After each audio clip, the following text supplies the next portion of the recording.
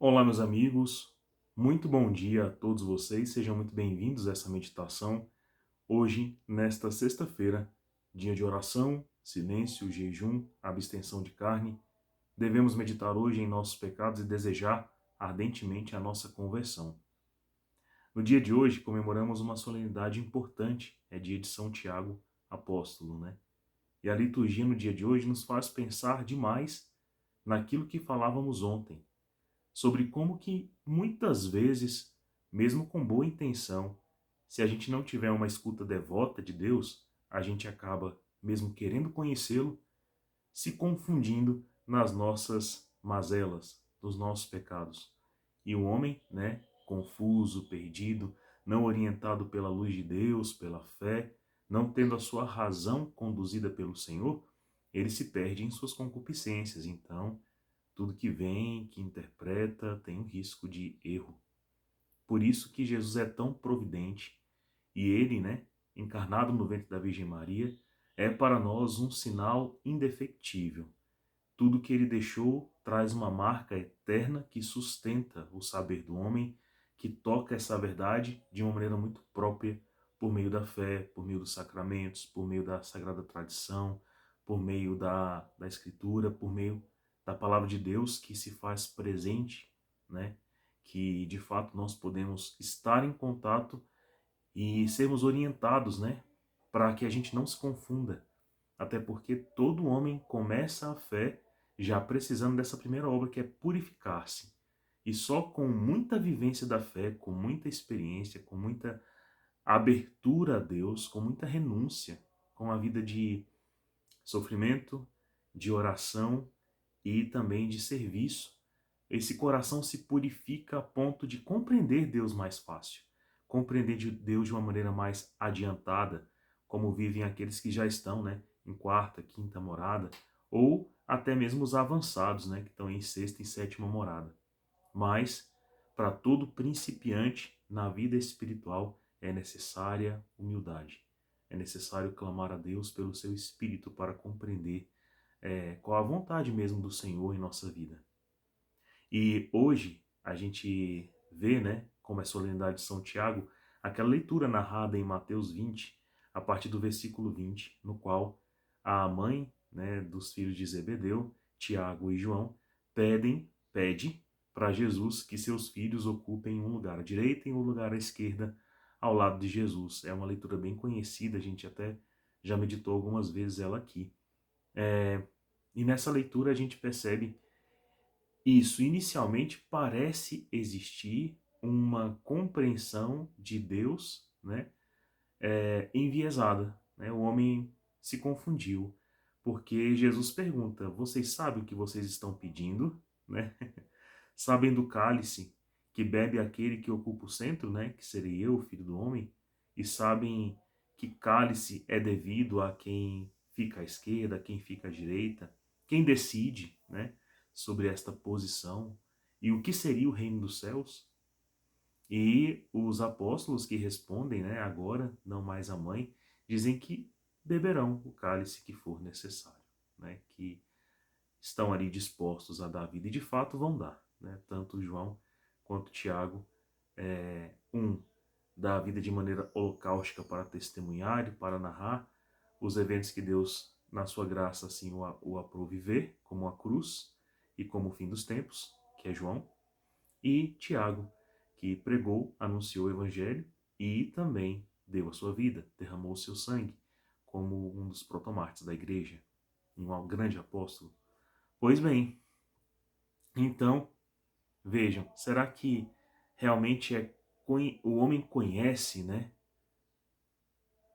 como se processa também a salvação, ou o lugar onde ele vai conhecer isso é em Cristo, né? Então, nós dependemos de Cristo o tempo inteiro.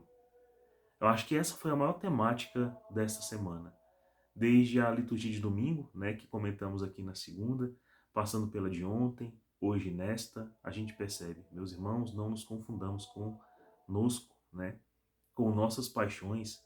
Vamos olhar primeiro para essa parte e purificá-la, né, pedir perdão a Deus, clamar por uma correção, viver novas virtudes que substituem os velhos hábitos, né? Abdicar dos vícios antigos, regenerar o nosso coração por meio da palavra, por meio do estudo, por meio da teologia, por meio da filosofia, por meio da oração, por meio da partilha, por meio dos sacramentos, por meio da Santa Missa, por meio da Eucaristia. Essa obra é muito importante, né? Muito importante. Porque se chega na maturidade da fé a uma unidade tão grande com Cristo, que é a via unitiva, onde se percebe muito nessa alma uma aproximação da cruz, uma aproximação da oferta holocaustica de vida. E convenhamos, nós não estamos, né, na nossa grande maioria, nessa fase, né? Existem irmãos e irmãs, heróis, bravos, corajosos, valentes, que sim, estão se aperfeiçoando cada vez mais, mas olhando para a nossa vida a gente percebe, essa obra precisa ter grande esmero. E hoje é um dia propício, sexta-feira, né? Um dia penitencial em toda a igreja. Então, peçamos ao Espírito Santo nesse momento que nos dê a compreender aquilo que realmente precisamos aprender em nossa vida para chegarmos ao objeto, né, de adoração, de serviço, de contemplação, que Jesus propicia a nossa alma de maneira a nos unir plenamente a Ele. Então, nunca tirem da mente o que foi meditado nesta segunda-feira. Lembre-se sempre, nós podemos chegar a Deus de mãos sujas, ai de nós se o fizermos, porque tivemos tantas oportunidades para lavá-las, ou de mãos vazias, ai de nós, porque nos foi dado tanto, né? Tanta coisa, tanta oportunidade para encher essas mãos em louvor e em gratidão a Deus, ou podemos apresentar nossas mãos cheias. E nesse cheio existem as coisas que Deus gosta, que Deus aprecia e nos orienta a fazer, como o serviço que Marta fazia, como a oração que Maria fazia, ou como as obras que São Paulo tanto gosta de fazer também. Mas uma das coisas que a gente muitas vezes não dá a Deus é o sofrer, né? E olha, quão sofrida é a vida, principalmente quando está em processo de conversão, quando está em processo de cura. Então esse momento que pode ser árduo na minha vida e na sua vida, porque nos vemos tão distantes ainda da comunhão pretendida por Deus e por nós também, esse é um grande sofrimento que pode ser oferecido a Deus.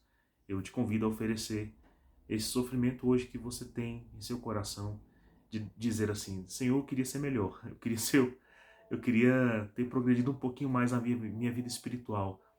Eu não tenho muitas obras para te oferecer, eu não sou uma pessoa de grandes orações, eu rezo pouco ainda, mas aumente minha fé, para que mais eu te ofereça nessas duas coisas, mas também para que eu recorde no dia de hoje a oferecer o meu sofrer. Principalmente o meu sofrer de não ser ainda um coração plenamente convertido. Então, rezemos, meus irmãos, pedindo ao Espírito Santo que nos encoraje para compreender qual é a lógica, qual é a dinâmica do coração que já sabe, né, seu lugar diante de Deus e diante desse tempo. Seu lugar de abraçar a sua cruz e de viver o amor. Ó Senhor, nós estamos aqui na Tua presença e vos pedimos a graça de que o nosso coração se encha do que for necessário para termos uma vida renovada por Ti, plenamente renovada. São tantas as coisas, Senhor, que neste mundo parecem tolher a boa vontade, tolher o amor, tolher a ação do Teu Espírito, mas seja o nosso coração um templo fértil, frutífero, para a ação da Tua palavra, da Tua graça, da Tua vontade. Por intercessão de nossa Mãe, a Virgem Maria Santíssima. Ave Maria, cheia de graça, o Senhor é convosco. Bendita sois vós entre as mulheres, bendito é o fruto do vosso ventre, Jesus. Santa Maria, Mãe de Deus, rogai por nós, pecadores, agora e na hora de nossa morte. Amém. Permaneceremos reunidos em nome do Pai, do Filho e do Espírito Santo. Amém.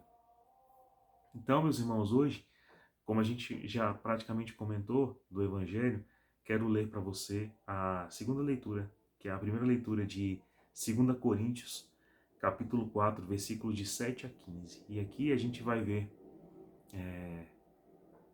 como que um coração maduro, né, consegue abraçar a cruz e consegue beber do cálice que o Senhor nos dá a beber, sem desanimar, de tão unido a Cristo que tornou-se. São Paulo diz aqui à comunidade de Coríntios bem assim: irmãos, trazemos esse tesouro que é a fé, que é o amor, que é tudo que o Senhor Jesus realmente nos dá, para que já tenhamos uma vida, né, que frutifica. Então, São Paulo chama isso de tesouro, né? Mas esse tesouro vem em vaso de barro, que somos nós, né? Então ele diz assim: irmãos, trazemos esse tesouro em vasos de barro, para que todos reconheçam que este poder extraordinário vem de Deus e não de nós. Nós somos afligidos por todos os lados, mas não vencidos pela angústia, postos em maiores apuros, mas sem perder a esperança, perseguidos, mas não desamparados, derrubados, mas não aniquilados. Por toda parte e sempre levamos em nós mesmos os sofrimentos mortais de Jesus, para que a vida de Jesus seja manifesta em nossos corpos. De fato, nós, os vivos, somos continuamente entregues à morte por causa de Jesus, para que também a vida de Jesus seja manifesta em nossa natureza mortal. Assim, a morte age em nós enquanto a vida age em vós. Mas, sustentados pelo mesmo espírito de fé, conforme o que está escrito, eu creio, e por isso falei. Nós também cremos e por isso falamos, certos de que aquele que ressuscitou o nosso Senhor Jesus nos ressuscitará também com Jesus e nos colocará ao seu lado juntamente convosco. Tudo isso é por causa de vós, para que a abundância da graça em número maior de pessoas faça crescer a ação de graças para a glória de Deus. Olha que bonito aqui, São Paulo mostra um coração, um entendimento, uma razão, uma vontade desopilados, né? Praticamente não há aqui um pensamento confuso pelas vantagens humanas, confusos pelo olho que tornou-se concupiscente, né? Pelo ouvido que tornou-se concupiscente, pelo coração que também tornou-se assim, né? Não é um coração aqui orgulhoso, nem um coração soberbo, nem um coração vaidoso, invejoso, mas também não é um coração que se entrega às baixarias dessa terra ou dos prazeres, né? É um coração sóbrio, desopilado, de visão nítida. Então ele percebe que na escassez, na sua pobreza, na sua dor, na sua miséria, nos seus sofrimentos, na sua cruz, existe algo que deixa muito claro para os corações que estão recebendo a pregação, que eles vão olhar e vão perceber, não é deles, não provém desse homem tão frágil como a gente, mas de Deus. E Deus manifestou, né, não só a morte, mas a ressurreição que eles vivem, porque é uma vida muito abundante. Por suas mãos, as pessoas eram curadas da morte, da lepra, da paralisia, da cegueira. Além disso, os demônios eram expulsos, os corações aderiam à fé. E por quê? Por causa da força e da beleza das palavras, por causa da materialidade corpórea deles, porque eles estavam ali presentes. Era simplesmente por isso? Não, era porque naqueles corpos, naquele vaso de barro, o conteúdo, o vinho novo, provado ali dentro, era novo de fato e mais saboroso do que tudo que havia sido experimentado antes. E aqueles corações que então testemunhavam isso, para também serem de Cristo, né, percebiam com clareza que a fé que era dada, manifesta, testemunhada e pregada ensinava o homem a ver com clareza, a não parar a sua visão nos imediatos, a não escandalizar-se com o erro humano ou com nossa fragilidade, mas a olhar para Deus com um coração generoso e perceber: esse Deus merece. Merece a minha devoção, a minha escuta, merece o meu amor, merece também o meu serviço, merece também os meus sofrimentos, merece também que nas minhas fragilidades isso também o engrandeça, porque o homem verá que Deus realmente é misericordioso para agir em vasos de barro como nós somos. Então, isso gera uma gratidão muito grande e um desejo de que tenhamos uma visão como São Paulo tem, clara, límpida, né? Talvez a visão de São Paulo ou São Tiago e São João, guiados pela sua mãe, né? Diante de Jesus, ainda era uma visão um pouquinho opilada, um pouquinho turva, um pouquinho nublada, opaca, sobre a graça que eles queriam viver, mas queriam. Ai, como queriam. E essa mesma visão turva também tinha nos discípulos que estavam com medo de serem esquecidos ou serem colocados de lado, né? Não ao lado, mas de lado, perifericamente a Cristo. Mas eles todos queriam mais experimentar desse Senhor. E Jesus aqui os corrige, né? Dizendo que a posição, toda graça, todo bem é manifesto por uma vontade de Deus, que realmente quer revelar-se a nós e quer também nos perdoar, mas quer fazer com que o nosso coração saiba assumir este posto reservado por Deus a nós. Posto de amar, de servir, de adorar, de ser plenamente feliz e plenamente constituído na graça. Deus abençoe você e não se esqueça de, no dia de hoje, oferecer os teus sofrimentos a Deus para que esses sofrimentos sejam também preciosidades dadas a Deus, né? Como tesouros oferecidos ao nosso Senhor. Deus abençoe você, fique com Deus, tenha um excelente final de semana. Tchau.